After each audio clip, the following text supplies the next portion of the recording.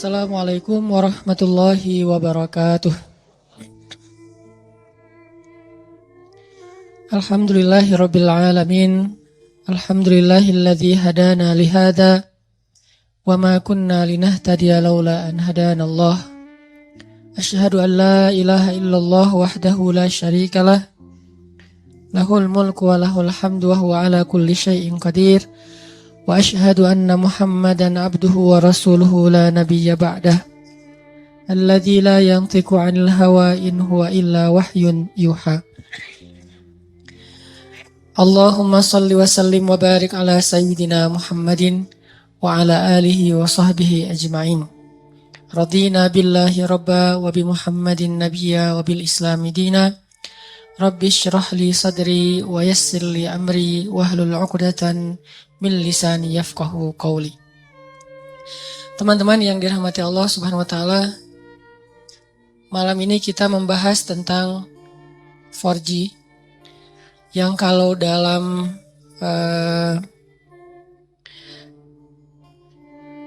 handphone kita atau smartphone kita itu salah satu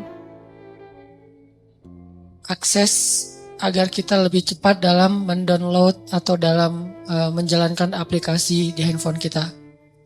Apalagi kita yang sering buka YouTube atau punya beberapa aplikasi-aplikasi yang memang butuh daya akses internet yang tinggi, itu dijadikan sebagai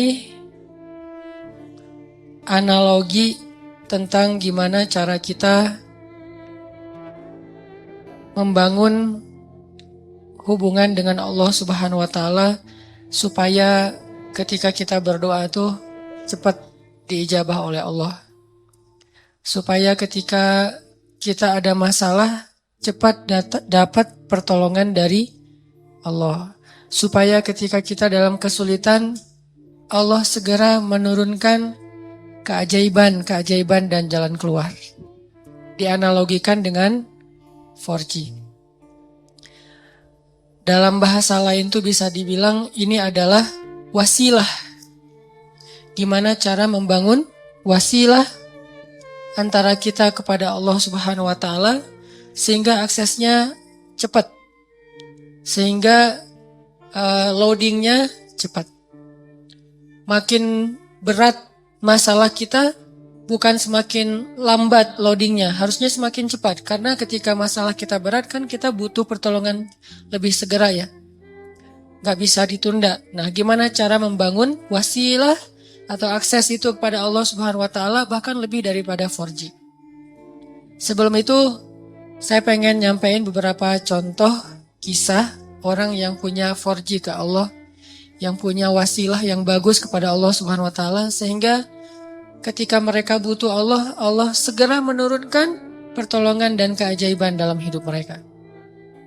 Salah satunya adalah cerita Ibrahim bin Adham. Kita tahu Ibrahim bin Adham ini salah satu tokoh tasawuf yang dikenal di antara para ulama bukan dengan keilmuannya, bukan dengan hafalan hadis-hadisnya, bukan dengan fikihnya, tapi dengan kedekatannya kepada Allah dan diijabahnya doa dia. Ini Ibrahim bin Adham. Secara status Ibrahim bin Adham ini emang orang miskin, bahkan bisa dibilang fakir. Tapi secara realitas kalau kita baca kisah beliau gak pernah kekurangan. Beliau gak pernah kesulitan. Miskin hartanya, hampir dibilang gak punya aset, gak punya tabungan, tapi pengen apa aja Allah kabulkan. Mirip dengan Uwais Al-Qarani di zaman tabi'in. Emang orang miskin dari desa Qaran Yaman. Tapi Uwais Al-Qarani ini selalu dimudahin sama Allah dalam setiap urusannya. Jadi kesimpulannya dari sini kita jadi tahu yang paling kita butuhin dalam hidup itu bukan berlimpah harta. Yang paling kita butuhin dalam hidup itu bukan banyaknya aset. Walaupun itu baik dan itu sesuatu yang perlu disyukuri, bukan dihindari.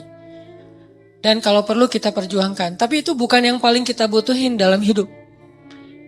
Bukan banyak teman, walaupun banyak teman itu justru kebaikan. Dan seorang muslim itu emang harus bermuamalah, harus terbuka, harus banyak teman, banyak sahabat, banyak pengikut kalau perlu. Tapi bukan itu nomor satunya. Karena kalau kita punya banyak harta, tapi Allah Subhanahu wa taala tidak memberikan kita kebaikan di dalamnya, maka harta itu tidak memberi manfaat apa-apa buat kita. Malah banyak banget orang yang dengan harta yang bertambah juga masalahnya. Bertambah harta, bertambah konflik keluarga. Bertambah harta, bertambah banyak musuhnya. Bertambah harta, bertambah banyak yang ilfil sama dia. Yang lebih parah lagi, bertambah harta, bertambah jauh dia dari Allah Subhanahu wa taala. Jadi ada dua kondisi nih. Ada orang yang minta harta karena dia salah paham, dia pikir kalau banyak harta itu hidupnya jadi mudah. Tapi biasanya kalau dia nggak hati-hati dengan bertambah harta, dia bertambah jauh dari Allah karena mulai lalai. Kalau tadi ketika hartanya sedikit, dia nggak bisa lalai. Kenapa? Nggak ada fasilitas, nggak ada modal. Mau lalai gimana? Mau jalan nggak punya modal, akhirnya di rumah aja. Mau entertain diri nggak punya modal, akhirnya entertain biasa-biasa aja di rumah. Paling minum teh di belakang sambil melihat anak-anak main, itu entertain dia karena nggak cukup modal. Tapi buat yang udah modalnya lebih kan nggak cukup entertainnya cuma minum teh kan. Buat orang yang punya harta lebih, masa kita malam mingguan cuma minum teh? Masa kita lagi liburan cuma di dalam kota aja nggak kemana-mana? Kenapa? Karena dia ngerasa bisa ngelakuin yang lebih dari itu. Sehingga dengan tambah harta, kalau nggak hati-hati malah tambah jauh dari Allah. Dia mengentertain dirinya, dia mulai melakukan hal-hal yang sia-sia, dia mulai mengeluarkan hartanya di jalan-jalan yang bukan Allah ridhoi, sampai mulai judi segala macam kan? Karena ngerasa dia punya uang dan tidak masalah kalau rugi-rugi dikit lah, orang tabungan saya masih banyak.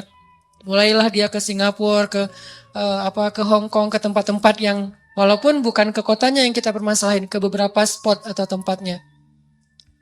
Ini dia minta harta banyak nih. Ternyata harta itu tidak ngasih dia kenyamanan hidup.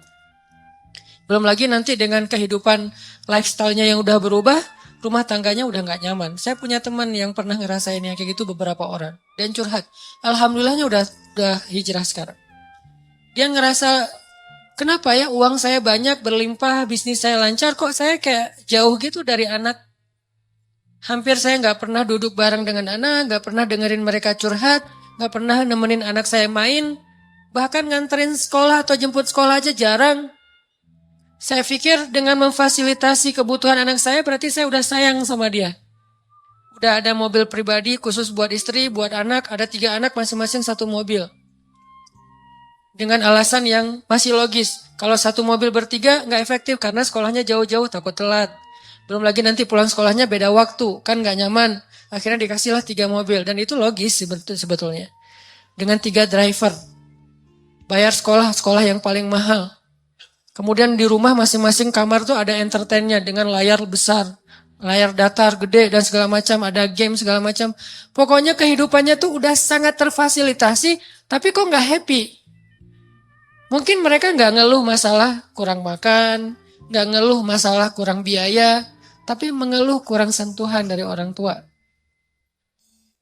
Dia ngerasain itu. Karena semakin dia sukses, jaringan dia semakin luas, terus kerjaan dia semakin banyak, deadline-nya makin banyak yang mengepres dia, bikin dia benar-benar dalam keadaan stres tinggi. Belum lagi nanti tuntutan entertainnya lebih besar karena teman-temannya berharap ke dia. Kayak misalnya kita ada duit, pasti teman kita pengen ditraktirin. Kalau kita nggak punya duit, nggak ada yang ngajak kita karena nggak bakal ditraktirin. Jadi diam aja di rumah kan ya. Kalau misalnya dianggap kita sukses, kapan nih makan-makan, kan suka gitu tuh.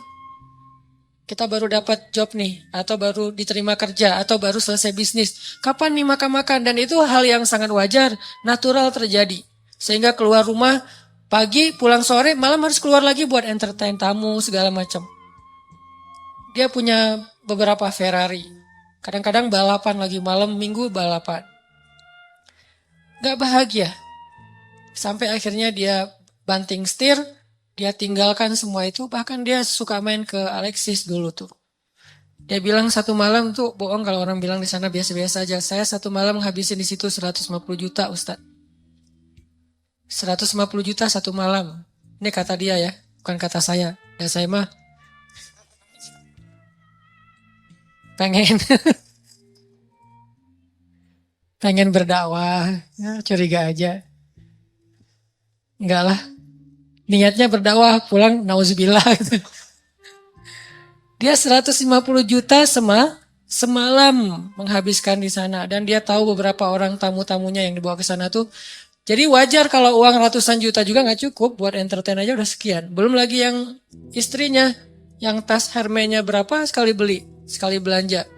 Belum lagi nanti biasanya kebutuhan mereka kan bertambah sesuai dengan kemampuan ya.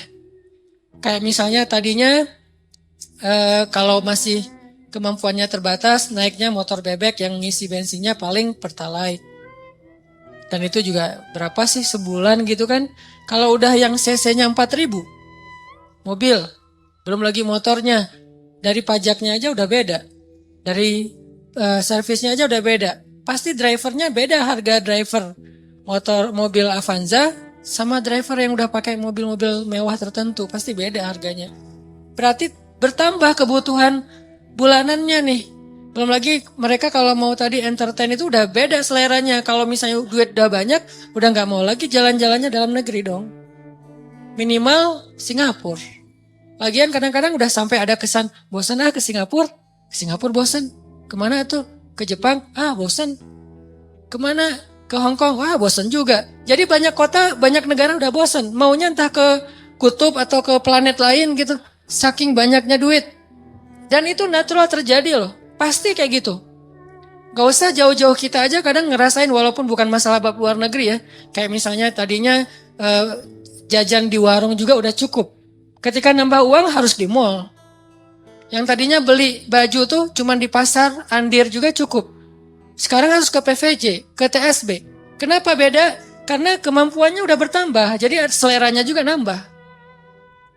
Rasa-rasanya pakai baju yang gak ada brand itu kayak malu gitu. Ketika kita udah punya kemampuan lebih, semuanya harus branded. Kehitung aja dari ujung kepala sampai ujung kakinya itu berapa juta. Satu ini aja udah, kadang sepatu di rumahnya tuh sampai beberapa lusin. Ada yang udah sampai lupa, saya punya sepatu itu ya, sampai kayak gitu. Artinya ini kalau Allah kasih harta doang, bukan harta doang ya. Karena kalau harta masih ada kalimat berkah, baik. Jadi jangan menjudge orang kaya, bukan. Kalau cuman harta doang, ini kondisinya kayak gitu. Satu lagi kondisinya, gak dikasih harta, tapi Allah kasih sayang Allah. Allah kasih perhatian Allah. Allah bikin dia jadi preferred hamba, jadi VIP. Dia mungkin gak punya harta, tapi ketika dia butuh ada aja. Allah ngasih dia kebaikan sesuai dengan kebutuhan dia. Ya Allah, saya udah lama nih ngontrak pengen punya rumah sendiri. Tiba-tiba Allah mudahin rezekinya, bisa beli. Udah gitu normal lagi rezekinya. Ya Allah, kayaknya saya butuh kendaraan biar lebih nyaman dalam beraktivitas. Biar lebih nyaman saya ngelakuin kegiatan-kegiatan sosial. Biar lebih nyaman saya berdakwah kalau dia seorang dai. Allah kasih harta, beli mobil sesuai dengan kebutuhan dia. Akhirnya normal lagi. Jadi grafiknya itu sesuai kebutuhan. Bukan naik, dia nggak butuh, dan itu bahaya. Dia grafik rezekinya naik, sementara nggak berbanding lurus dengan kebutuhan, itu malah jadi bahaya. Akhirnya larinya kemana? Ke entertain. Kalau grafik rezekinya naik sesuai kebutuhan, itu akan istilahnya berkah, bermanfaat banget. Kayak misalnya tiba-tiba dia dikasih rezeki karena emang bentar lagi anaknya mau sakit. Sebelumnya Allah udah siapin. Tiba-tiba dapat beberapa usaha, proyek dan segala macam, dapat untung, anaknya sakit. Jangan langsung suudzon sama Allah. Kayaknya nggak bisa nih saya dapat uang sedikit langsung dikasih ujian. Bukan. Allah kasih rezeki itu karena Allah udah tahu anak kita mau sakit. Disiapin dulu. Jangan dibalik. Giliran saya ada rezeki sakit, inilah itulah segala macam. Kayak nggak bisa aja saya pegang duit. Bukan, kebalik. Kalau Allah nggak takdirkan anaknya sakit, mungkin nggak ada rezeki sebelumnya. Jadi Allah siapin dia, biar dia nggak panik. Karena Allah tahu batas kuota iman dia itu, Allah tahu. Ada orang yang imannya dikasih ujian dulu, baru dikasih pertolongan. Ada yang Allah imannya dikasih pertolongan dulu, baru dikasih ujian. Kan beda-beda nih. Nah kita nggak tahu, kadang kita ngerasain disiapin dulu sama Allah, baru dikasih ujian. Kadang-kadang juga dikasih ujian dulu, baru dikasih pertolongan. Kadang-kadang gak dikasih ujian aja ngeluh. Ini lebih parah lagi nih. Nah, Kadang kondisinya kayak tadi, kita disiapin dulu sama Allah, dimudahin dulu urusan-urusan kita, dilancarkan dulu rezeki kita, baru dikasih ujian. Kenapa kok tetap dikasih ujian? Karena Allah pengen ngelihat kita masih believe gak sama Allah, masih keep the faith gak, masih berdoa gak kepada Allah, walaupun rezeki kita udah cukup nih untuk ngatasin masalah kita. Akhirnya kita pakai rezeki itu. Dan Allah pengen nguji juga, kira-kira kita berat gak nih dengan ujian itu ketika Allah sudah memberi kita rezeki. Dapat uang misalnya, baru kemarin ada project gitu dapat 100 juta. Udah gitu terjadi musibah, anak sakit, habis setengahnya 50 juta. Kita ngeluh. Aduh, kalau saya nggak ada masalah pasti saya masih utuh nih 100 juta. Enggak, justru Allah Subhanahu Wa Taala ngasih kita bonus 50 juta. Gara-gara Allah pengen ngasih kita ujian. Kalau nggak ada ujian, mungkin 50 juta, 100 juta sama sekali nggak ada, nol. Hanya kebutuhan harian kita doang. Kenapa nggak berbaik sangka kayak gitu kepada Allah? Sama kayak tadi, misalnya saya pernah mobil saya keserempet. Orangnya zalim, marah duluan, dia curi start. Sebelum saya marah, dia marah dulu. Kebiasaan. Kalau kita kan sebelum orang marah, kita minta maaf duluan ya. Kita baik-baikan duluan, kita ketawa duluan biar nyaman nih ngomong komunikasinya. Dia enggak, dia marah duluan. Akhirnya karena dia marah duluan, dia kayak punya bargaining gitu. Akhirnya saya terpaksa bayar 1,5 juta. Gak lama seminggu kemudian saya dapat 15 juta dari sebuah usaha. Waktu itu saya masih punya beberapa usaha. 15 juta. Kadang you was wish. Datang setan gak bisikin.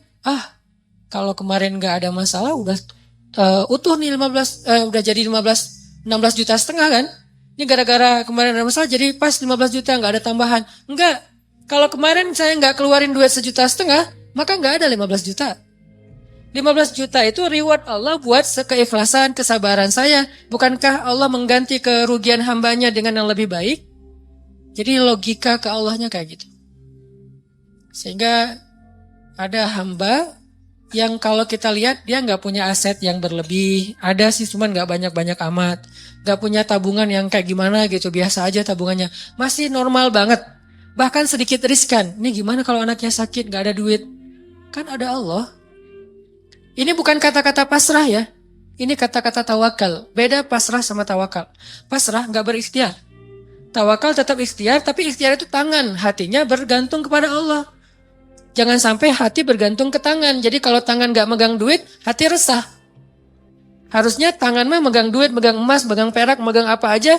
Itu nggak ngaruh ke hati orang, hatinya gantungnya ke Allah. Bukankah di antara arti ikhlas itu adalah tidak ada bedanya antara emas dengan batu? Di mata orang yang beriman, tidak ada bedanya emas dengan batu. Sama di mata dia. Gak membuat dia lebih bahagia gara-gara dia pegang emas. Gak membuat dia berkeluh kesah gara-gara dia megang batu. Biasa aja. Dia manfaatkan emas, dia syukuri, dia sedekah, dia pakai untuk fasilitas dirinya. Dia berikan hak-hak orang yang ada di dalamnya.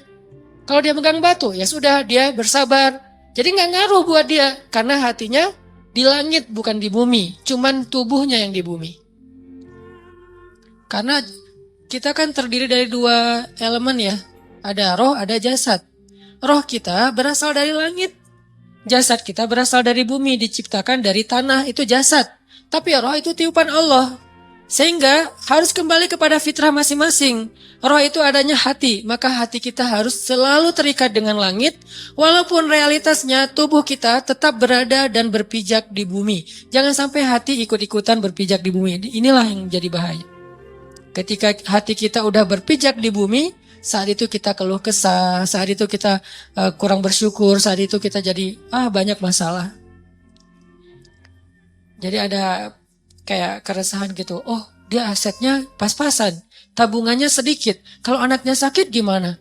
Kalau dia ada masalah nanti gimana? Dia pakai apa? Ya asuransi nggak ikut segala macam.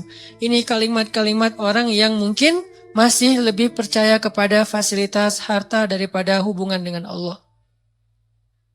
Ini saya lagi ngomongin hati ya, tidak ngomongin bab ikhtiar. Kalau bab ikhtiar, seolah-olah kita hidup selama-lamanya. Jadi terus mencari dunia. Dengan tangan, dengan kaki, dengan tenaga, dengan pikiran. Tapi hati, kita yakin semua itu ada di dalam genggaman Allah. Kalau bisa benar-benar sesuai fitrah ini, hidup kita bakalan nyaman. Mau kaya, mau biasa, mau kurang, mau cukup, mau kayak gimana aja. Benar-benar seperti kata Nabi, ajaban li amril mu'min, betapa menakjubkan orang yang beriman. In asabathu sarra syakara fakana khairan lah.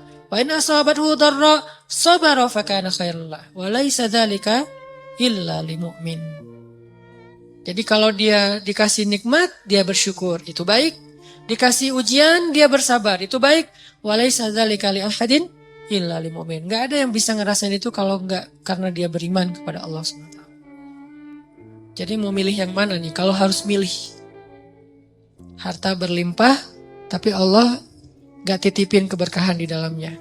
Atau pas-pasan, tapi nanti kalau butuh apa-apa Allah segera kasih. Kira-kira kalau mau jujur banget kita mau pilih yang mana? Gak ada yang ketiga.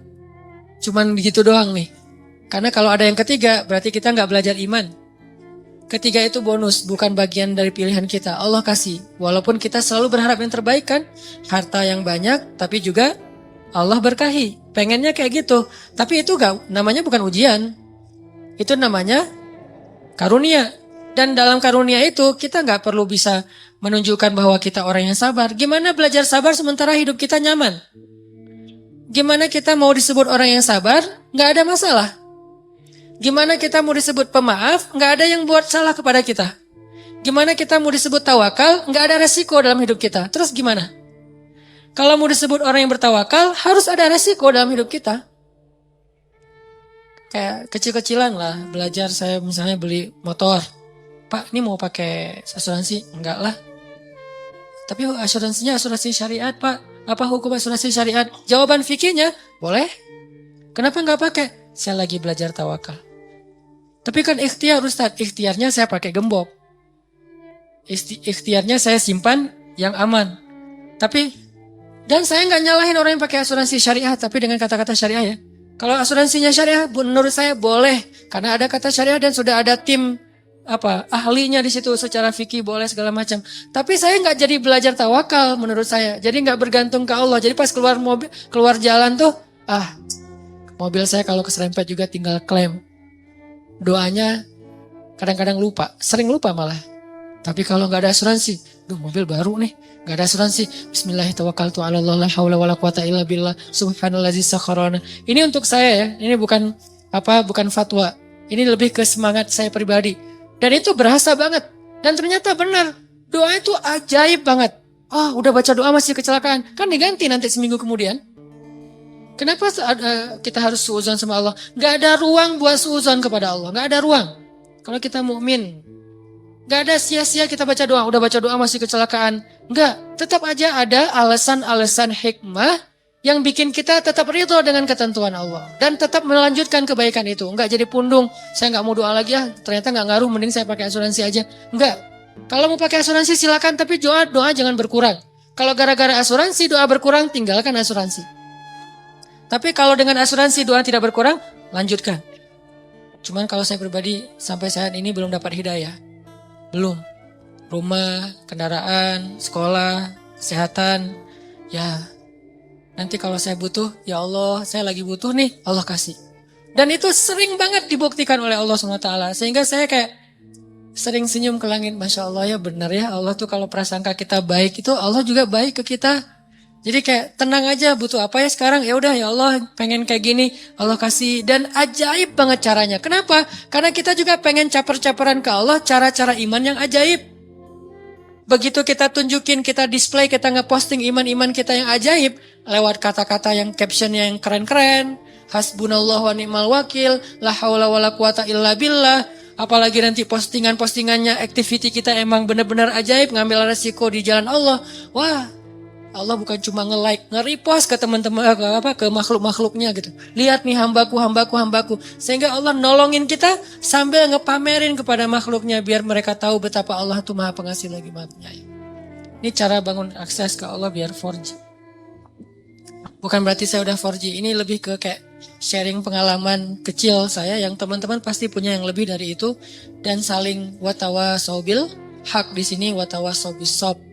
Saling sharing biar kita makin yakin dan makin sabar. Jadi ternyata 4G kita itu dalam hidup bukan fasilitas hidup. 4G kita itu bukan kekuatan fisik. 4G kita itu bukan networking. 4G kita itu adalah hati. Jadi kalau ibarat hidup kita itu adalah perangkat smartphone, maka 4G-nya adalah iman hati. Makin kuat iman berarti makin 4G. Makin lemah iman berarti tidak 4G. Makin lemah lagi bahkan sinyalnya putus-putus. Dan di sini kita bisa tahu, makin kuat iman kita, makin mudah kita berkomunikasi dengan Allah SWT. Kadang-kadang nggak pakai kata-kata, cuman sinyal dari hati doang sampai ke langit, langsung Allah turunkan solusi. Kenapa? Karena 4G iman. Jadi 4G dalam bahasa kita di sini adalah 4G iman, akses iman kita, hati kita kepada Allah SWT. Selanjutnya sekarang kita pause sebentar dengan azan Isya, tapi nanti sholatnya kita takhirkan biar leluasa buat teman-teman yang ada di luar masjid. Teman-teman yang dirahmati Allah Subhanahu wa taala, orang yang sudah sampai ke derajat termasuk di antara aulia atau wali-wali Allah Subhanahu wa taala atau punya akses yang udah 4G ke Allah Subhanahu wa taala tuh tidak selalu hidupnya berlimpah harta, tapi berlimpah rahmat. Jadi buat dia cara berpikirnya bukan, wah kayaknya saya udah tenang nih soalnya saya udah siap kalau ada apa-apa, saya bisa bayar, saya bisa ngongkosin, saya bisa ngebiayain, saya udah punya duit, saya punya tadi asuransi segala macam. Bukan gitu pola pikir dia.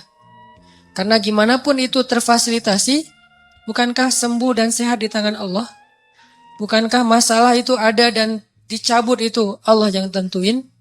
Bukankah lebih baik kita nggak kena musibah daripada harus membayar musibah? Kayak misalnya nih, kita pakai sebuah jaminan. Dengan harapan kalau nanti saya kena musibah, saya bisa ngeklaim. Bagusan mana dengan kita minta jaminan dihindarkan dari musibah-musibah? Dihindarkan sama sekali atau dihindarkan dari yang paling besar. Sehingga dikasih hanya musibah-musibah kecil. Atau sama sekali dihindarkan. Tentunya kalau misalnya kita mau berpikir logis, harusnya kita memilih jaminan yang dihindarkan sama sekali kan. Daripada yang gak apa-apa kena musibah asal bisa ngeklaim dan gak akan rugi tambahan. Walaupun setiap bulan juga ada biaya ini. Ini cara berpikir yang selama ini mungkin harus kita bangun kembali nih. Kita rekonstruksi lagi pola pikir tentang iman. Pola pikir yang Rabbaniyin kalau dalam bahasa Al-Quran. Arti Rabbaniyin tuh karena berlandaskan iman, bukan hanya berlandaskan logika matematika kita. Kayak misalnya sedekah. Kata Nabi, nggak ketemu sedekah dengan musibah di hari yang sama. Berarti kan dihindarkan kan? Terus sholat subuh. Siapa yang sholat subuh berjamaah, berarti dia berada di dalam fahuwa fi zimmatillah, berada dalam jaminan Allah. Berarti kan dijamin sama Allah nih. Kalau gitu nggak perlu pakai lagi ini. Boleh, nggak apa-apa pakai jaminan-jaminan dari manusia, lembaga-lembaga kayak gitu, kayak asuransi syariah. Boleh, nggak apa-apa. Cuman jangan sampai hati kita terlibat di situ. Itu kan ikhtiar ya. Bagian dari ikhtiar walaupun tidak harus, tapi bagian dari ikhtiar silakan aja. Cuman jangan terlibat hati. Bagian ikhtiar kan bagian fisik, bagian jasad, bagian tubuh. Tangan dan kaki, bukan hati. Hati kita tuh harus jaminannya ke Allah. Nggak boleh kita merasa tenang hanya gara-gara ada kartu asuransi. Nggak boleh merasa tenang. Baru tenang ada kartu asuransi tapi tadi subuh sholat subuh. Tenang tuh. Baru tenang dengan asuransi tadi juga udah sedekah pagi-pagi. Baru tenang. Nah kalau iman kayak gini udah ada di hati kita, nih insya Allah nih udah 4G nih. Tapi kalau tenang gara-gara asuransi, subuh juga gak masalah, sedekah juga gak masalah, belum lagi yang lain-lainnya nih, silaturahim, membantu orang lain. Oh berarti kita gak 4G sebetulnya, bahaya tuh hidup kayak gitu tuh. Kalau ternyata, tapi saya udah mempraktekkan ini sekian tahun Ustaz dan gak ada masalah, istidraj. Sanastadrijuhum min haitsu la ya'lamun. La ya'lamun, justru mereka gak ngira, justru mereka gak nyangka. Kalau udah nyangka namanya bukan istidraj. Ini nih pola pikir yang kita bangun teman-teman. Makanya kan Rasulullah SAW itu orang yang sangat wasilah dengan Allahnya tuh udah dekat banget ya. Sampai membatin aja Allah dengar langsung Allah kabulkan. Pernah dulu orang-orang Mekah gara-gara menentang Nabi terus gara-gara menentang mereka jadi menantang Nabi gini, kalau emang kamu benar-benar Nabi Allah, coba kamu buktikan dengan cara kamu datangkan azab-azab kepada kami seperti yang pernah terjadi kepada Firaun, Namrud, Samud, Ad. Coba kamu datangin. Nabi nggak mau berdoa. Wah, berarti dia nggak benar nih, dia bohong tuh, buktinya nggak berani berdoa karena dia takut nggak akan dikabulkan. Apa jawaban Nabi? Kalau saya sampai berdoa seperti itu, binasalah kalian. Karena doa Nabi kan nggak ditolak sama Allah. Kalau mereka minta bukti-bukti yang nggak merugikan mereka, Nabi akan lakuin. Contoh, coba kamu belah tuh bulan, kan nggak ngerugiin mereka ya, nggak membahayakan orang-orang kafir walaupun bulan terbelah. Nabi kalau saya berhasil dengan izin Allah membelah bulan, apakah kalian beriman? Ya, kami akan beriman. Janji, deal. Ya Allah, tunjukkan kekuasaanmu. Bulan terbelah, benar-benar terbelah. Apa kata-kata mereka? Muhammad telah menyihir mata-mata kita. Gak beriman juga. Wah, benar-benar kamu tuh benar-benar penyihir yang luar biasa. Banyak penyihir yang menunjukkan hal-hal yang gak logis, tapi ini di atas mereka. Kamu tuh benar-benar lebih dahsyat dari para penyihir. Jadi penyihir nomor 1 lah. Kata Nabi, kalau kalian masih tetap tidak percaya, coba kita tunggu orang lain yang tidak terlibat di sini, yaitu para musafir. Yang datang dari luar kota, nanti kita tanya besok pagi kalau mereka datang, apakah semalam kalian melihat bulan terbelah? Ya sudah, kalau mereka bilang terbelah, berarti benar bahwa bulan itu terbelah, dan kami beriman. Ya udah kita buktiin, tunggu besok. Pagi-pagi datang musafir, tanya langsung ngumpul tuh di depan Ka'bah. Apakah semalam kalian melihat kejanggalan di langit? Ya, apa? Bulan terbelah. Benar ya Muhammad, bukan hanya bisa menyihir mata kita, mata orang lain yang gak hadir juga disihir. Gak beriman. Sampai Allah mengatakan, kalaupun engkau datangkan 1000 ayat-ayat Allah, bukti-bukti kebesaran Allah, mereka tetap tidak beriman. Jadi kalau Nabi dimintain ngedoain hal-hal yang buruk untuk mereka, Nabi gak mau mengedoakan. Kenapa? Nabi kasihan sama mereka. Karena Nabi itu doanya gak ditolak sama Allah. Bayangin kalau Nabi bilang, ya Allah, bikin Abu Jahal stroke. Stroke itu waktu itu juga. Tiba-tiba Abu Jahal. Kan ada ayatnya di surat Al-Alaq, ayat-ayat terakhir kan. Kami cabut ubun-ubunnya. Kalau Allah udah cabut ubun-ubunnya kan otomatis stroke tuh. Itu bahasa stroke versi surat Al-Alaq loh. Arti cabut ubun-ubunnya kan tiba-tiba darahnya itu jadi pecah pembuluh darahnya di kepala kan. Itu kan mencabut ubun-ubun tuh, pecah pembuluh darahnya di. Bayangin kalau Abu Jahal pecah pembuluh darahnya di kepala, terus bagaimana cara mengedakwahin dia? Karena Nabi itu memanfaatkan doa yang diijabah bukan untuk ngenyakitin orang, untuk memberi kebaikan buat orang itu.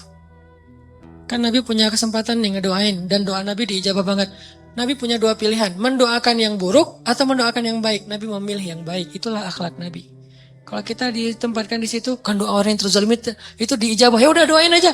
Itu kan berarti kita nggak neladanin Nabi sebetulnya. Ini kalimat ini harus dipahami lebih dalam ya, karena sering salah persepsi di Indonesia. Kita selalu ngelihat dari angle negatif. Doa orang yang terzalimi itu nggak akan ditolak oleh Allah. Kalimat ini adalah kalimat nasihat untuk orang yang zalim, bukan orang yang terzalimi. Pahami konteks hadis. Jadi orang dibacakan ayat-ayat ini, hadis-hadis ini untuk kalau dia mau menzalimi orang lain atau sudah menzalimi orang lain supaya dia menghentikan kezalimannya. Kayak kita ngomongin ini ke Bashar Assad, presiden Rusia ini agak-agak mirip, bingung nyebutnya. Presiden Suriah, kita ngomong wahai Bashar Assad, kalau kamu zalim kepada rakyatmu, kamu membunuh anak-anak kecil, kamu menghentikan bantuan ke Gota, doa mereka itu gak akan ditolak oleh Allah. Ngomongnya ke siapa? Ke Bashar Assad. Sama kayak kita dizalimin teman kita, ngomongnya ke yang zalim. Jangan sampai kita datang ke teman kita yang lagi terzalimi, doa orang terzalimi itu diijabah loh. Itu namanya kita manas-manasin orang untuk mendoakan yang buruk. Harusnya kita ngomong kayak gitu tuh ke orang yang zalim supaya dia menghentikan kezalimannya, takut dengan doa orang yang mazlum. Kita malah angle-nya kebalik. Giliran kita terzalimi, mumpung nih doa gua diijabah sama Allah. Ya Allah, hancurkanlah dia sehancur-hancurnya ya Allah. Hati-hati ya, doa juga ada porsinya. Karena doa itu seperti kisos.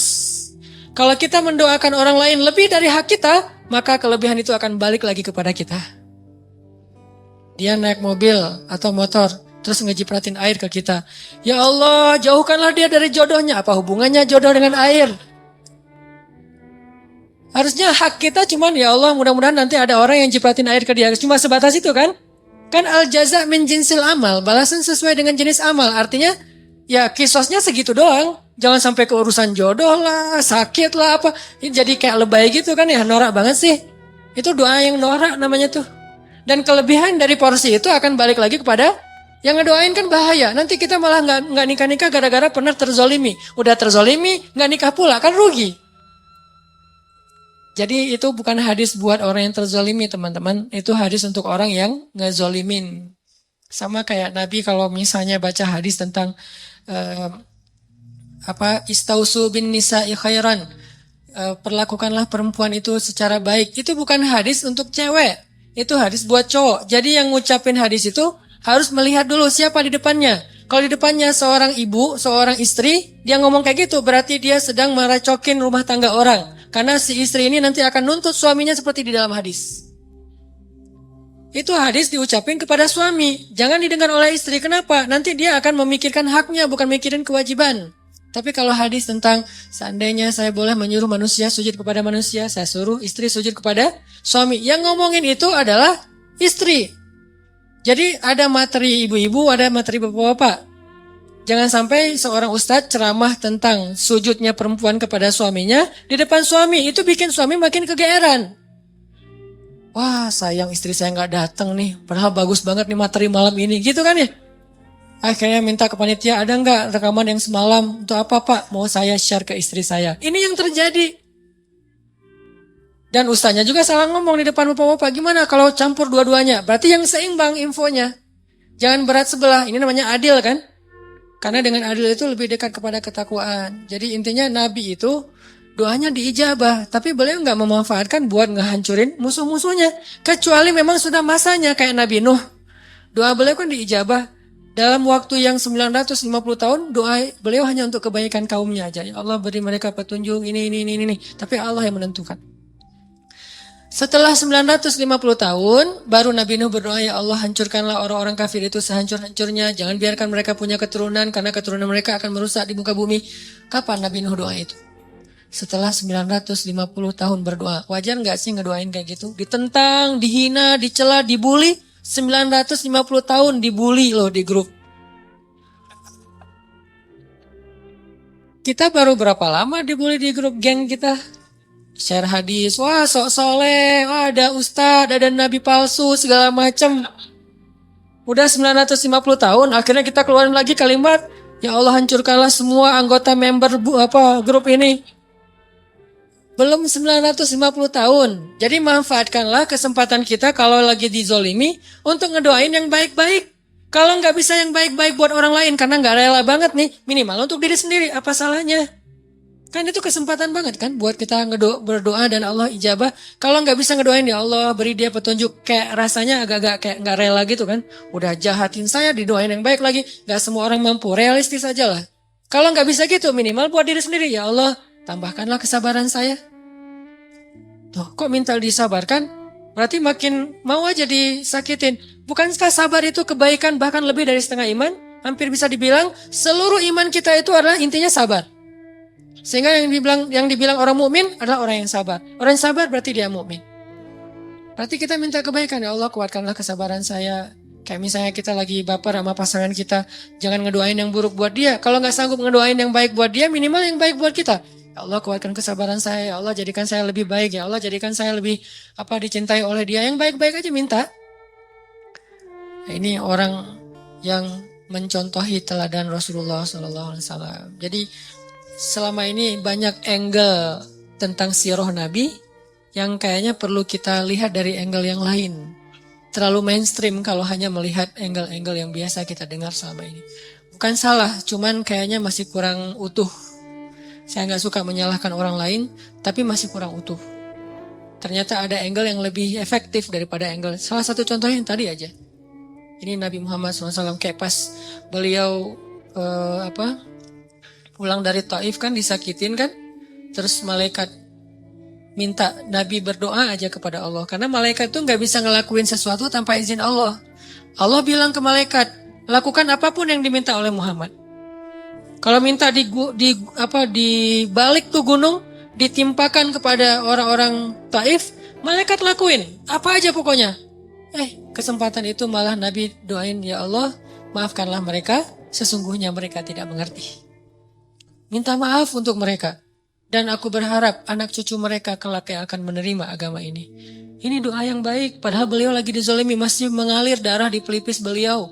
Masih kotor baju beliau. Masih orang ketawa tentang beliau. Anak-anak kecil ngelemparin beliau, perempuan-perempuan ngejar beliau. Diperlakukan kayak orang gila di tengah kampung, dikejar-kejar, keluar masuk kebun korma. Gimana rasanya seorang nabi yang sahabat tuh habis-habisan menghormati, memuliakan beliau, tiba-tiba dikejar oleh anak kecil dan perempuan. Budak-budak aja ngajarin Nabi. Ngejar semuanya. Beliau lari kayak orang gila yang dikejar-kejar rame-rame. Tapi doa beliau, ya Allah, maafkan mereka. Mereka gak ngerti. Semoga anak cucu mereka yang menerima Islam. Akhirnya anak cucu mereka kelak menjadi pembela Nabi. Kalau mau meneladani Nabi, harusnya yang angle-angle kayak gini nih kita ambil juga nih. Walaupun selalu ada kondisi-kondisi yang pengecualian ya. Ini tidak bisa digeneralisir dalam semua kasus yang terjadi di dunia atau di bangsa kita. Kalau kayak apa yang terjadi di Suriah, saya kira itu pengecualian. Kenapa pengecualian? Karena juga terjadi di zaman Nabi. Saya bukan ngomong dengan emosi pribadi, berlandaskan sirah. Ada sekelompok sahabat hafiz Al-Quran, diundang ke sebuah negeri dengan alasan disuruh ngajarin Al-Quran kepada kaumnya. Ternyata itu cuman jebakan. Ketika sekelompok sahabat ini keluar, hafiz semua, di tengah jalan mereka dicegat, dibunuh semuanya, gak ada yang selamat. Digorok satu persatu. Dan itulah asal muasal kenapa Nabi membaca kunut nazilah. Dan salah satu isi kunut nazilah, ya Allah hancurkanlah kaum itu sehancur-hancurnya. Kenapa? Karena mereka pengkhianat. Karena mereka zalim. Karena mereka sudah membunuh para hafiz Al-Quran. Dan ini bukan hal yang bisa dimaafkan. Beda kalau mereka melakukan kesalahan itu karena mereka tidak paham. Jadi ada kayak pembunuhan sengaja dan tidak sengaja. Ada kisos. Itu baru beberapa orang hafiz. Gimana yang jutaan atau minimal ratusan ribu hafiz? Anak kecil lagi belajar ngafal Quran di masjid, tiba-tiba dibom. Kalau nggak dibom masih mending, kalau meninggal langsung. Ada yang tertimbun dengan neruntuhan, putus tangannya, putus kakinya, retak kepalanya. Itu udah biasa kejadian sehari-hari itu di Suriah.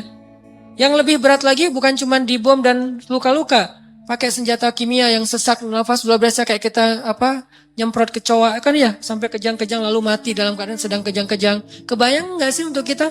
Kita mungkin ngomong maafin dong. Kita nggak ngerasain sih. Coba kalau kita ngerasain, nggak usah jauh-jauh seperti kasus Suriah, kasus ke teman aja kita susah maafin. Coba introspeksi diri deh. Kalau kita ngomongin tentang Suriah, harusnya kaum muslimin tuh maafin presidennya segala macam.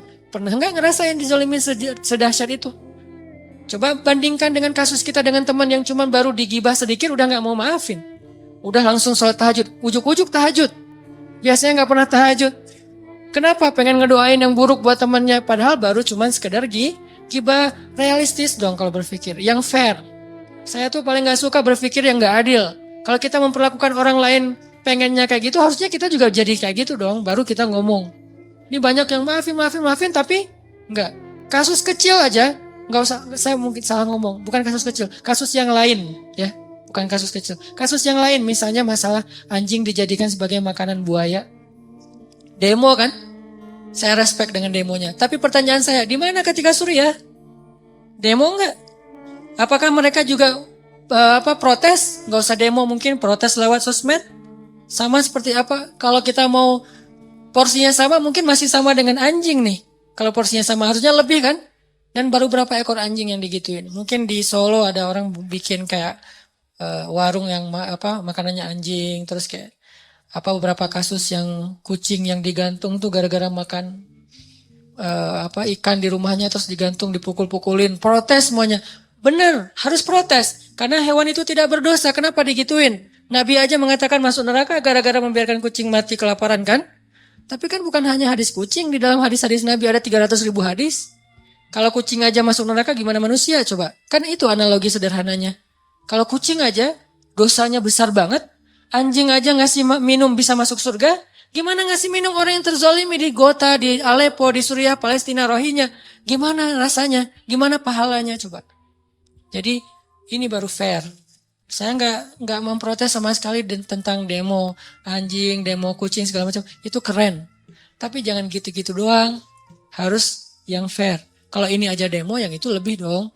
Kalau ini aja pakai hashtag, yang itu juga harusnya hashtagnya sampai di scroll hashtag semua tuh isinya.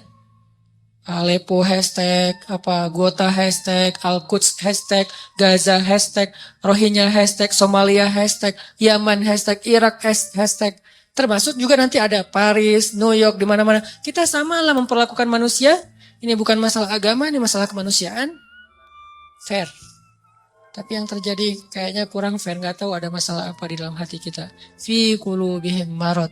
Semoga Allah menyembuhkan penyakit hati kita. Kenapa kalau udah mengatakan asyhadu alla ilaha illallah wa asyhadu anna muhammadar rasulullah perlakuannya jadi beda? Padahal kita nggak pernah nyinggung agama, tapi kenapa gara-gara mentang-mentang muslim jadi beda perlakuannya? Terus siapa yang mempertimbangkan urusan agama di sini sebetulnya? Kita selalu bilang kemanusiaan. Mereka nggak mau membantu hanya gara-gara asyhadu alla ilaha illallah. Terus yang ngomongin agama siapa? Kita atau mereka? Ya kita mah nggak membedakan. Yang ngomongin asyhadu alla ilaha illallah kita bantu, yang nggak ngomongin asyhadu alla ilaha illallah asal terzolimi kita juga ikut simpatik dan membantu semampu kita. Kalau nggak membantu pun minimal kita menyatakan sikap kasihan dengan ikut prihatin dengan kondisi di Amerika beberapa saat yang lalu, atau bahkan di Israel ketika ada badai. Ini fair. Islam itu fair banget, adil. Karena salah satu ciri khas dari Islam itu adil. Balik lagi ke tema kita, teman-teman. Intinya adalah akses kita ke Allah itu adanya di hati. Ibrahim Adham tadi lagi musafir sama muridnya. Terus gak makan seharian, lapar. Mungkin udah 2 hari gak makan, lapar banget pokoknya. Dan buat orang seperti Ibrahim bin Adham, lapar itu bukan Allah gak baik sama beliau. Karena kebaikan dalam persepsi mereka udah bukan dunia lagi. Udah benar-benar hikmah. Muridnya yang ngeluh, bukan Ibrahimnya yang ngeluh. Muridnya ngeluh, guru lapar ya, gimana ya, kita belum makan, gak ada bekal apa-apa. Akhirnya kamu punya kertas, punya pulpen, punya sini, ditulis sama Ibrahim. Bismillahirrahmanirrahim. Rabbi, syair. Tulisannya syair tapi doa.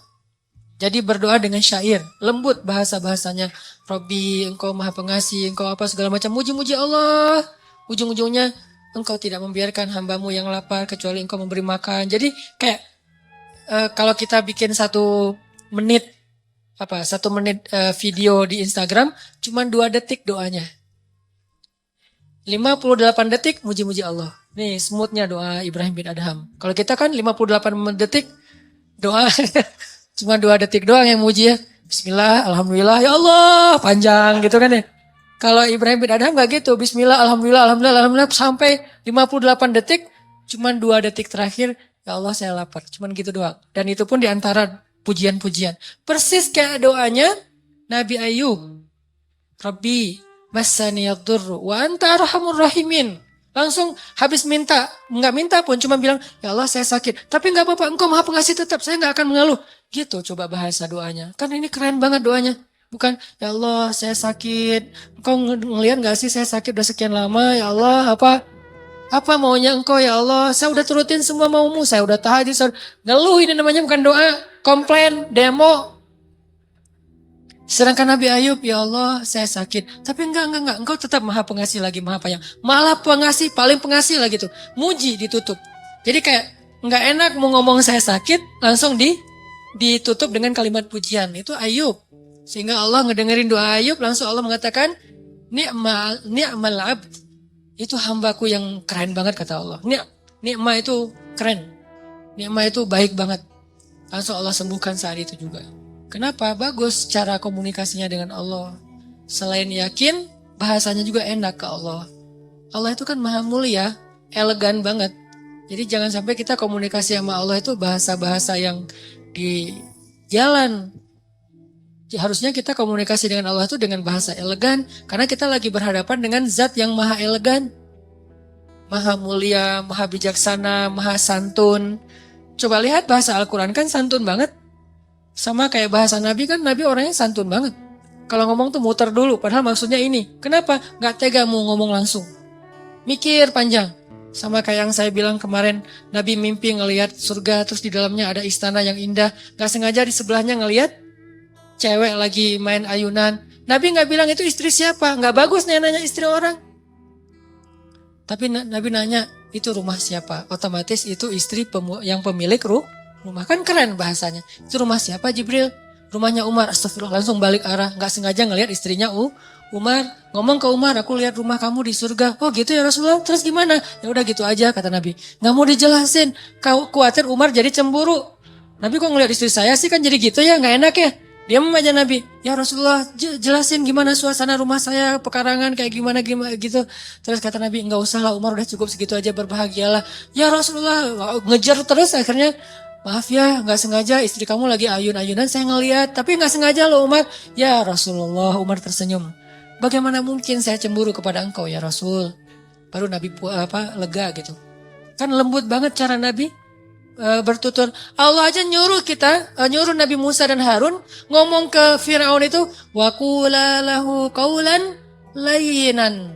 Ucapkanlah untuk Firaun itu kalimat yang lembut wahai Musa dan Harun. Karena Allah tahu banget lah hamba yang satu ini, Musa ini kalau ngomong, wah orasi Musa teh. Beda dengan Harun diplomasi kan. Kalau Musa itu orasi, orator banget. Wahai Fir'aun, harusnya gitu. Tapi enggak, wahai Fir'aun. Gara-gara apa? Baca deh secara emosi ayat di surat Toha dan Al-Qasas. Makanya saya suka tafsir fi Zilalil Quran, nanti teman-teman bisa cari di toko buku. Tafsirnya Syekh Said Qutb yang ditulis dalam penjara tuh. Karena itu tafsir yang paling emosional. Dia kayak ngelibatin emosi hamba yang beriman dalam memahami sejarah adegan-adegan kayak gitu. Sehingga kita kebayang gitu kejadiannya. Kalau nggak ada emosinya kan kayak flat ya. Kayak kita baca adegan biasa aja. Ternyata kalau kita baca dari angle emosional kita terlibat dalam ayat Al-Quran, itu benar-benar Nabi Musa itu berbicara lembut dengan Firaun. Firaun ngomong, Nabi Musa diam. Nggak dibantah sama Nabi Musa. Nanti pas Firaun udah selesai ngomong, baru Nabi Musa ngomong. Nggak ada bantah-bantahan, potong pembicaraan, apa segala macam, pura-pura teleponnya, disconnect, akhirnya diputus. Maaf ya tadi keputus, padahal emang sengaja diputus. Nggak ada Nabi Musa kayak gitu. Didengerin, udah selesai ngomong, dijelasin lagi. Dan jujur, siapa yang ngomong gini wahai Musa? Allah, kata Musa.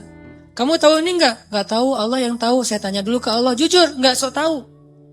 Ini bahasa-bahasa yang lembut. Kita ke Allah juga gitu. Nabi Zakaria. Zikru rahmati rabbika abadahu Zakaria Iznada rabbahu nidaan khafiyya. Nidaan khafiyya, suara yang lirih. Ngomong sama Allah itu lembut. Qala rabbi inni wahana al-'azmu minni washta'ala ar-ra'su shayba wa lam akun bidu'aika rabbi shaqiyya. Di ayat yang lain, Rabbi habli min ladunka dzurriyyatan thayyibah innaka sami'ud du'a. Apa rahasia dari kalimat ini? Nabi Zakaria itu udah berdoa puluhan tahun loh. Tapi selalu mengatakan, engkau maha mendengar doa. Bukan, engkau dengar gak sih ya Allah? Bukan. Udah puluhan tahun minta anak, masih ngomong sesungguhnya engkau maha mendengar doa. Pujian. Nggak ngeluh sama sekali. Kan bagus banget bahasanya. Harusnya awal-awal engkau maha mendengar doa ya Allah. Engkau dengar kan ya Allah. Dengar gak sih? Nah kan berubah nih. Awalnya yakin, mulai ragu, akhirnya ingkar. Ini kita. Kalau Nabi Zakaria makin lama berdoa makin innaka sami'ud du'a, engkau maha mendengar doa, engkau maha mendengar doa, terus aja gitu. Belum dikabulkan sehari, sebulan, setahun, innaka sami'ud du'a, 2 tahun, innaka sami'ud du'a, 10 tahun. Sampai puluhan tahun masih kalimatnya innaka sami'ud du'a, engkau maha mendengar doa. Apa kurang yakin Nabi Zakaria? Makanya Allah tuh sayang banget akhirnya dikasih. Langsung sekali dikasih anak terbaik. Bisa dibilang kata sebagian ulama satu-satunya orang yang nanti di hari akhirat ketika dibangkitkan gak punya dosa. Yahya alaihissalam. Makanya kalimatnya wassalamun alaih yauma wulida wa yauma yamutu wa yauma yub'atsu hayya. Salam, selamat dia ketika dia dilahirkan, selamat ketika dia diwafatkan, dan ketika dia dibangkitkan udah selamat. Bangkit udah selamat. Jadi kalau di antara sahabat ada yang dijamin masuk surga, itu kualitasnya kayak gitulah kurang lebih Nabi Yahya di antara para anbiya. Pastinya semua itu adalah keutamaan yang dimiliki oleh Rasulullah SAW. Cuman kalau di nabi-nabi yang lain di-share beda-beda. Kalau Nabi Muhammad semua keutamaan para anbiya ada pada diri beliau. Tapi nabi-nabi yang lain beda-beda. Nabi ini lebihnya di sini, nabi ini lebihnya di situ. Karena kata Allah, wa kadzalika faddalna ba'dahum ala ba'd. Begitulah kami berikan kelebihan sebagian nabi atas sebagian yang lain. Beda-beda kelebihannya. Tapi Nabi Muhammad merangkum semua kelebihan para anbiya dari Nabi Adam sampai Nabi Isa. Semua mukjizat ada pada beliau, cuman nggak semua dikeluarin. Kalau mau, beliau tuh kayak avatar gitu kan. Semua elemen dikumpulin kan. Itu Muhammad banget tuh. Yang lain kan dibagi-bagi, ada yang api, ada yang tanah, ada yang air. Ini semuanya dapat. Nabi Sulaiman dengan jinnya. Nabi Muhammad bisa lebih dari itu, cuman gak mau pamer. Kalau mau, Nabi Muhammad bisa lebih dari Nabi Sulaiman, ngumpulin pasukan jin. Nabi Sulaiman berperang dengan pasukan jin. Nabi Muhammad, pasukan malaikat. Lebih keren siapa? Cuman kan bukan kita mau banding-bandingin para anbiya ya. Lebih kepada mau ngelihat betapa luar biasanya Nabi Muhammad. Nabi Sulaiman perang pakai pasukan jin. Ada jin penyelam, free dive gitu jinnya teh. Dan ayatnya emang gitu, jin penyelam. Berarti kan free diver ya. Kalau free diver sekarang mungkin 500-600 meter nyelam, itu udah kilometer loh. Itu benar-benar free diver yang legend banget lah, udah kedalaman yang sampai nggak tembus cahaya matahari. Ada jin yang kerjanya sebagai juru masak, chef. Bayangin jin chef, tuh gimana masakannya? Darah, tulang gitu ya. Jadilah masakan-masakan yang istimewa. Jin lagi nge-chef gitu di dapur. Tiba-tiba free divernya tuh datang. Kasihan banget saya lo kerjaannya di dapur melulu gak pernah ke laut. Emang di laut gimana? Wah keren banget. Gua nyelam setiap hari tuh udah mana-mana udah terumbu karang di daerah Bunaken. Di mana-mana udah gua lihat tuh. Ada jin surfer. Wah ombak di sana masih lebih kerenan di sini nih. Ombak udah barrel udah segala macam. Pokoknya jin-jin laut nih. Jin cai. Ini ada jin ulin, ada jin yang di dapur. Jin ulin nih yang udah biasa ulin, selalu postingan snapgram mereka tuh seru-seruan yang di dapur. Ya, kok saya mah snapgramnya piring lagi. Datang nih jin laut, manas-manasin jin dapur. Lu ikutin dong sekali-kali kita lagi, ini bentar lagi kita mau touring loh gitu. Oh begitu? Iya.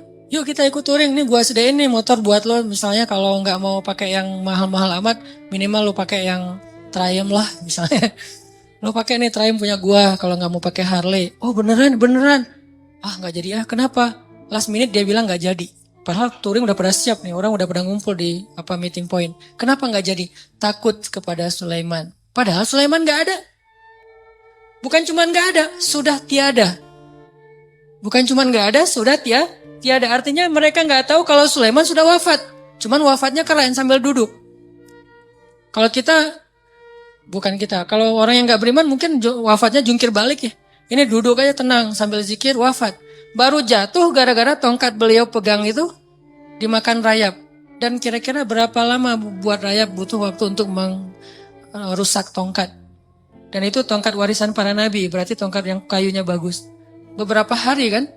Atau mungkin beberapa bulan. Artinya sekian lama itulah jin gak tahu kalau Sulaiman udah wafat. Terus gimana jin mengatakan tahu hal yang gaib? Sulaiman di sebelah mereka aja gak tahu kalau wafat.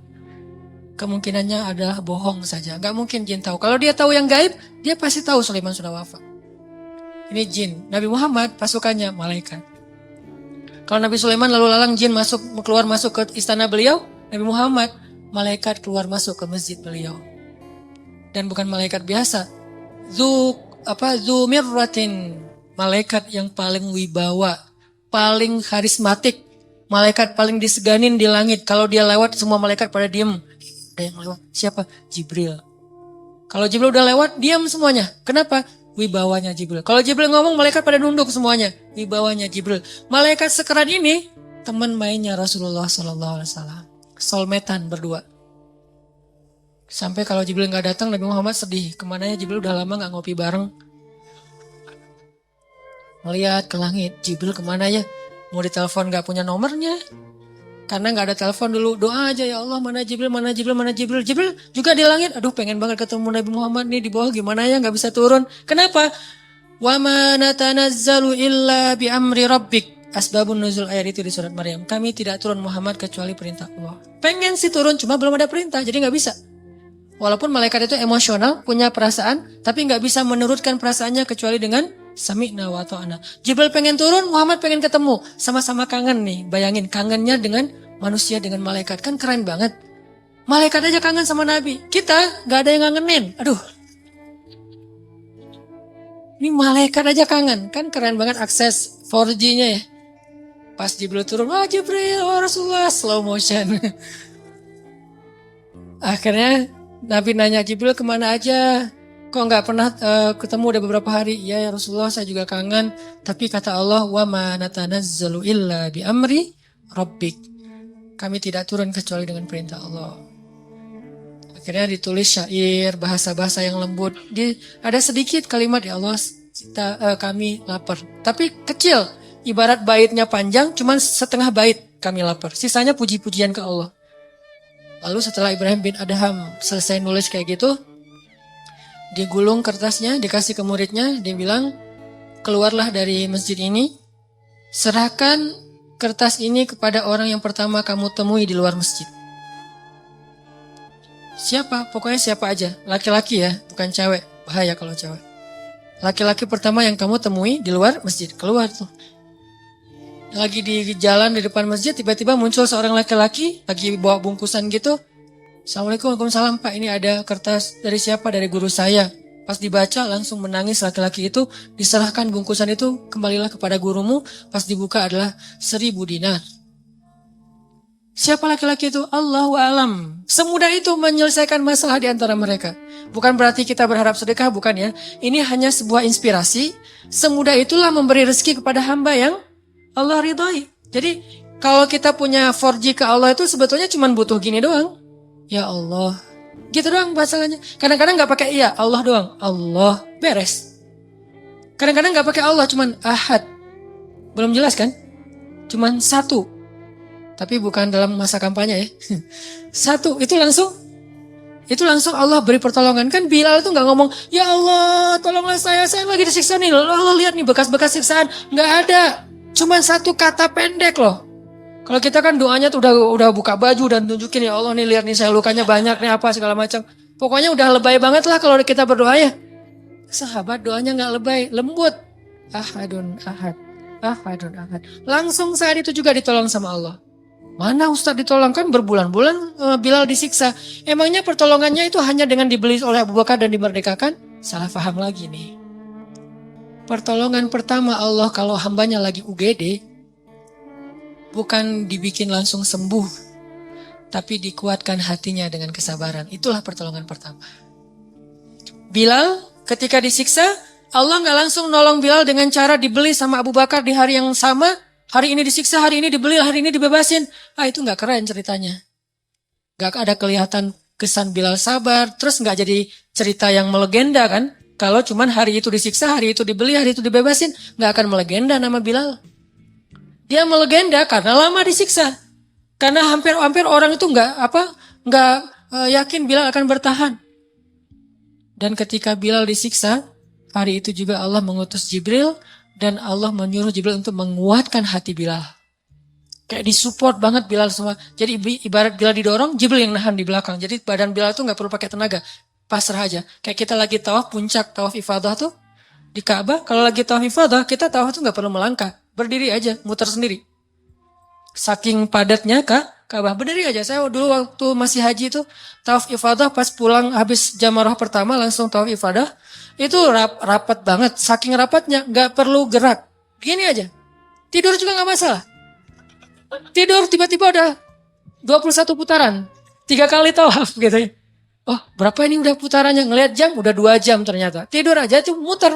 Saking luar biasanya, gitulah Allah membackup Bilal ketika disakiti oleh Umayyah bin Khalaf, hatinya langsung ditahan oleh Allah supaya dia bersabar. Sehingga ketika Umayyah bin Khalaf menyiksa Bilal, Umayyah itu pengen pamer.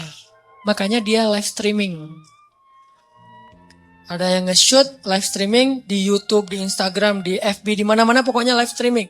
Mengundang TV-TV lokal dan nasional. Pokoknya setiap jadwal Bilal disiksa itu semua TV itu siaran langsung. Beberapa tayangan yang lain, film, Hollywood, bola, Piala Dunia, sepi penonton. Ratingnya yang ini paling tinggi. Benar-benar siksaan Bilal itu ratingnya paling tinggi.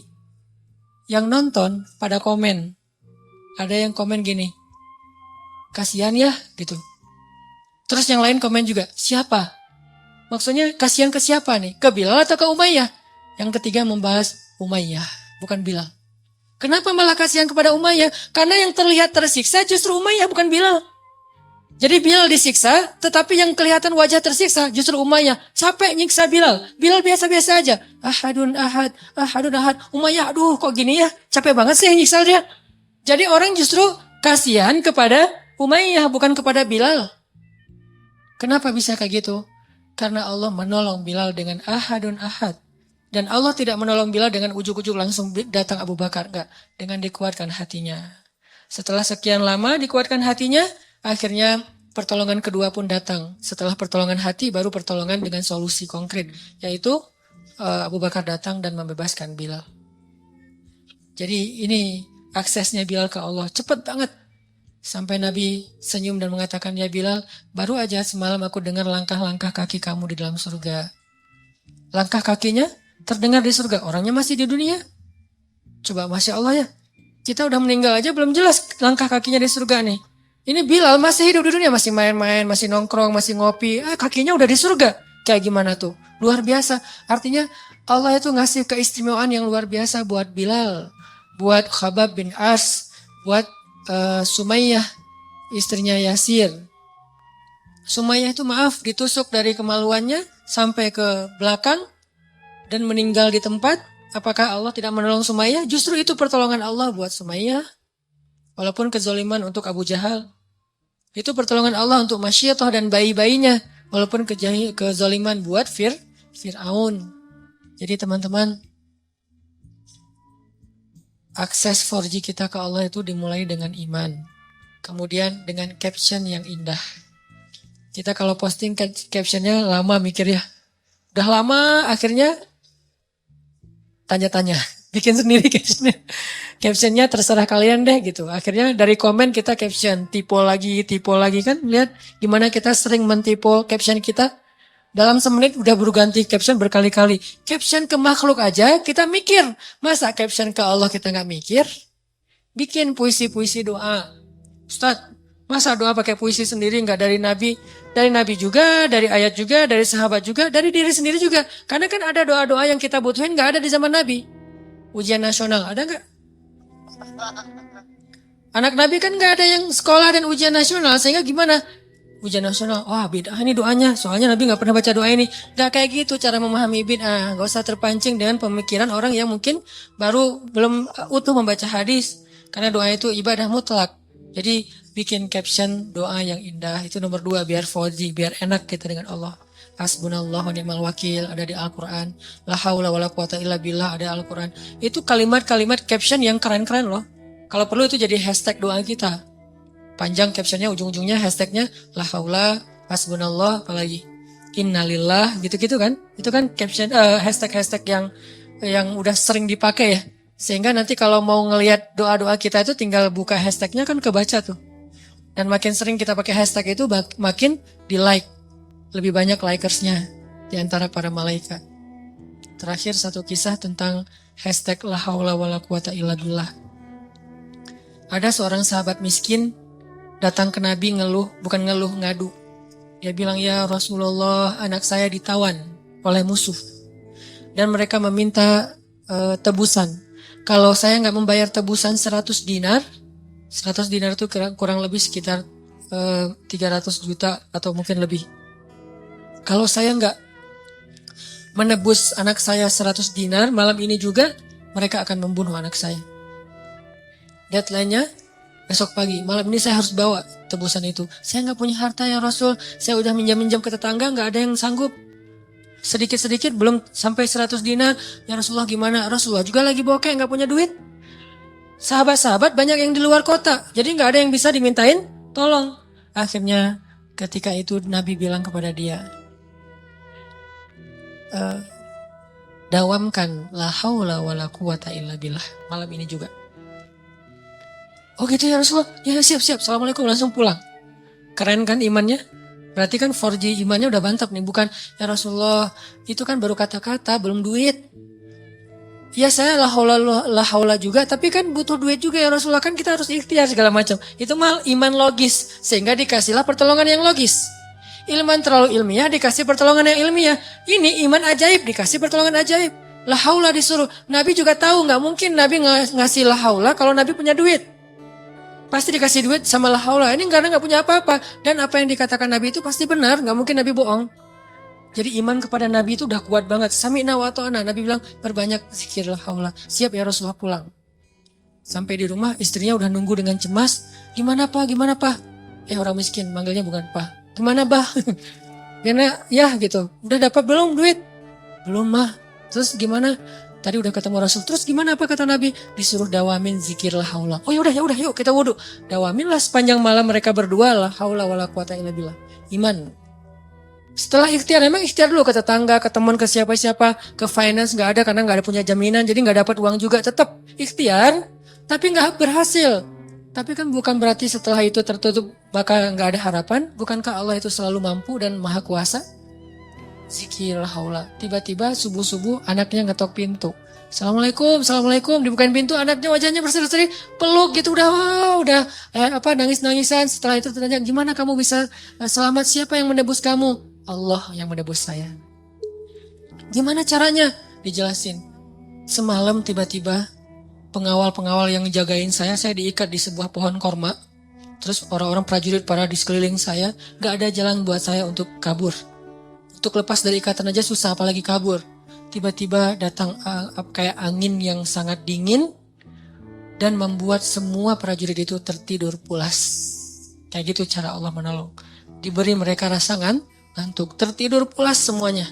Saking pulasnya sampai mereka nggak menyadari kejadian apapun. Tiba-tiba datang 2 orang laki-laki dengan pakaian putih-putih dan membuka ikatan saya, lalu mereka pergi, saya dilepaskan, suruh pulang.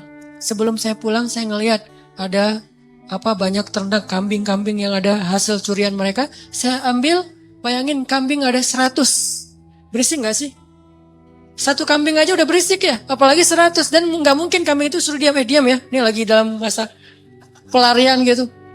Atau dilakbanin mulut kambing satu-satu, atau disuruh diam cicing gitu. Gak mungkin suruh kambing diam, pasti mbak itu banyak banget.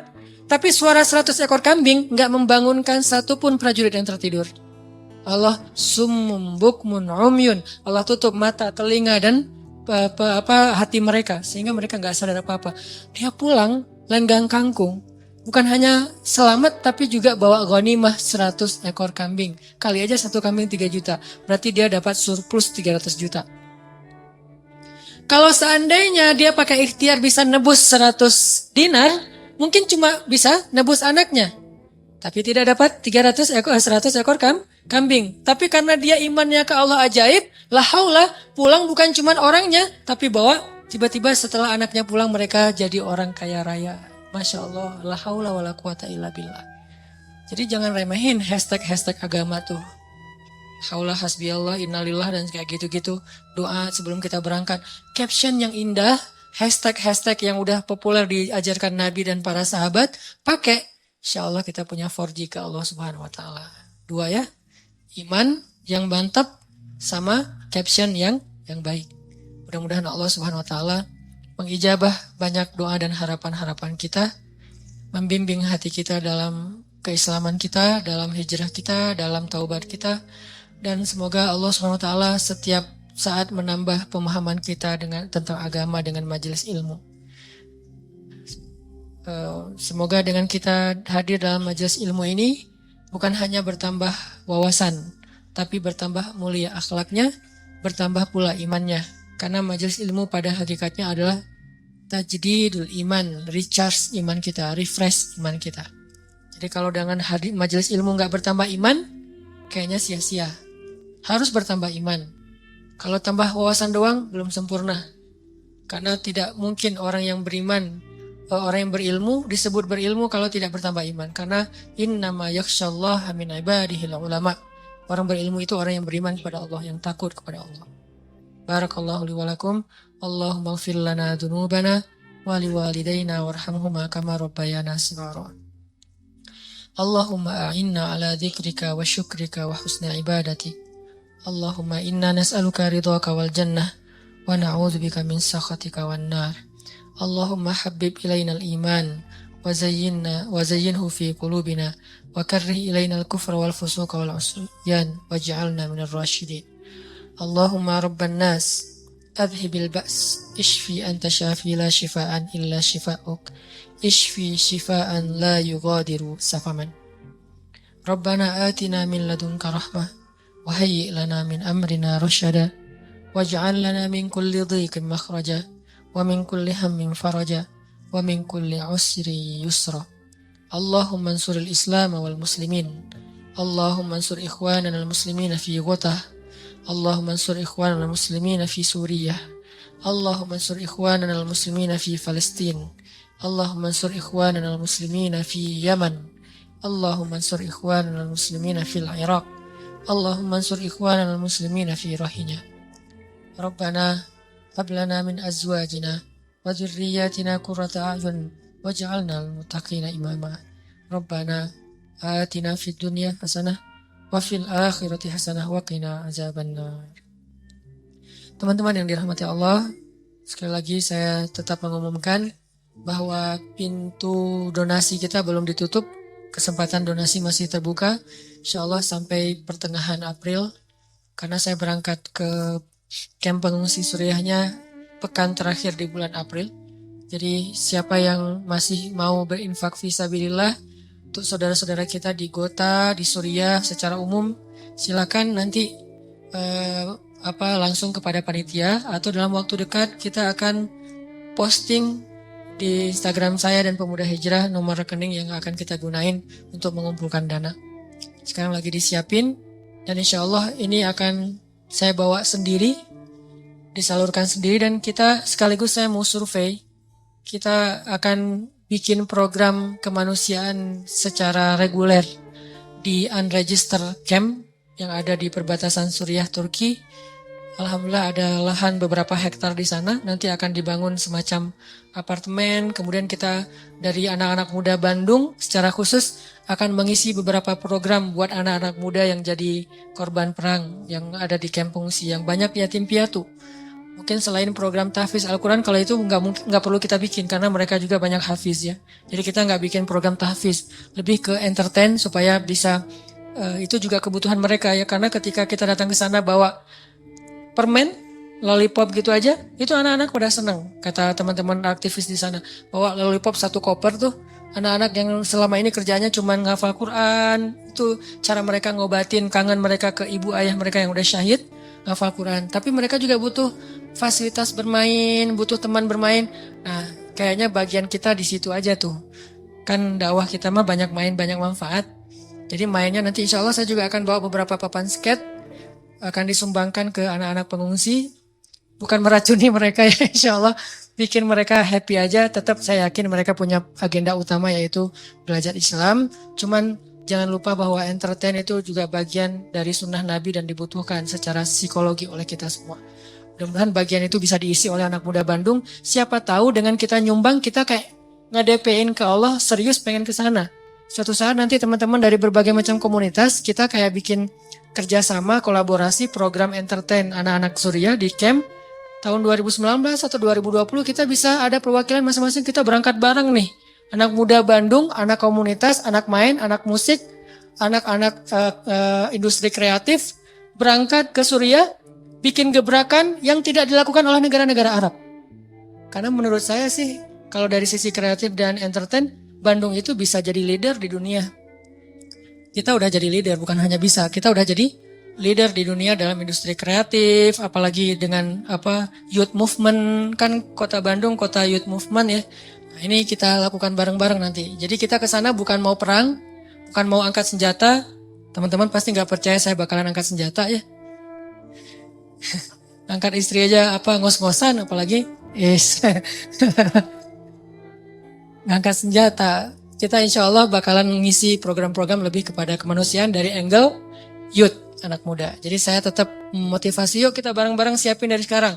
Siapa tahu 2019, 2020 benar-benar Bandung anak mudanya sampai ke Suriah, sampai ke Palestina untuk membantu kemanusiaan dari kreativitas kita di Bandung insya Allah. Saya yakin banget itu gampang dilakukan oleh kita. Barakallah. Assalamualaikum warahmatullahi wabarakatuh. Orang gak bakalan kecewa kalau bersandar kepada Allah. Itu gak bakalan. Bahkan kita bisa bilang mustahil. Mustahil seseorang itu kecewa gara-gara berpegang, bersandar, menyerahkan dirinya kepada Allah. Itu mustahil. Bukan seperti itu sunnatullah. Karena siapapun yang berserah diri kepada Allah, maka dia telah berpegang kepada tali yang paling kokoh. Wa man yuslim wajhahu ila Allah wa man yuslim wajhahu ila Allah wa huwa muhsin faqad istamsaka bil urwatil wuthqa wa ila Allahi aqibatul umur. Siapa yang menyerahkan dirinya kepada Allah dan dia senantiasa berbuat baik, maka sesungguhnya dia telah berpegang kepada tali yang paling kokoh dan kepada Allah segala urusan dikembalikan.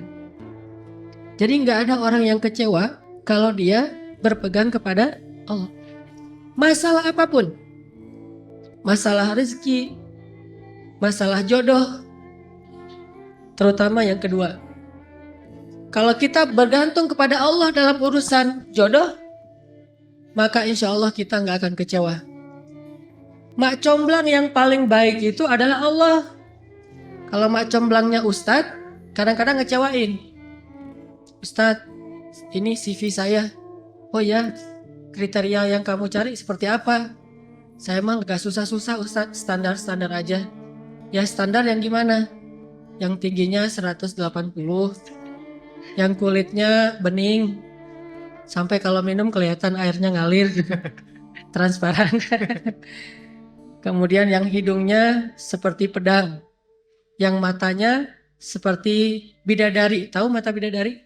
Besar dan sayu, tapi nggak gelok. Nah ini kriterianya. Terus kata Ustadz, kalau yang kayak gitu Ustadz juga mau gitu ya. Akhirnya pas ketemu Ustadznya duluan yang ta'arufan. Ini kalau mak comblangnya manusia. Tapi kalau mak comblangnya Allah jauh lebih meyakinkan dan gak bakalan kecewa. Dengan kriteria apapun, wa huwa ala kulli syai'in qadir. Dan kalau Allah menjanjikan yang baik akan ketemu dengan baik, pasti innahu la yukhliful mi'ad. Allah tidak pernah mengingkari janjinya. Masalah apapun kita harus mengandalkan Allah. Coba deh selalu ngandelin Allah. Bahasa gampangnya gini, udah tenang aja ada Allah itu. Dan kalau kita sudah melibatkan Allah, la yudayyi'akallahu idzan. Itu pasti Allah gak bakalan ngecewain kamu. Kalau udah ngandelin Allah, ini gimana nih? Udah tenang aja ada Allah. Allah tidak akan mengecewakan. Salah satu kalimat udah tenang aja ada Allah adalah la tahzan innallaha ma'ana. Kalau kita ada teman lagi galau gitu, terus kita bilang, la tahzan innallaha ma'ana. Kalau bahasa kita, woles bro, tenang aja ada Allah. Santai bro, karena ada Allah. Itu bahasa Arabnya la tahzan innallaha ma'ana. Andalin Allah dalam masalah kita. Ada masalah apapun, serahin aja sama Allah. Bismillah, la haula wala quwata illa billah. Bahkan kadang-kadang hanya dengan berzikir la haula wala quwata illa billah, Allah kasih keajaiban yang luar biasa. Karena setelah seseorang bersandar kepada Allah, la yudayya'anallahu idzan. Pasti Allah nggak akan ngecewain. Pasti Allah nggak akan ngecewain.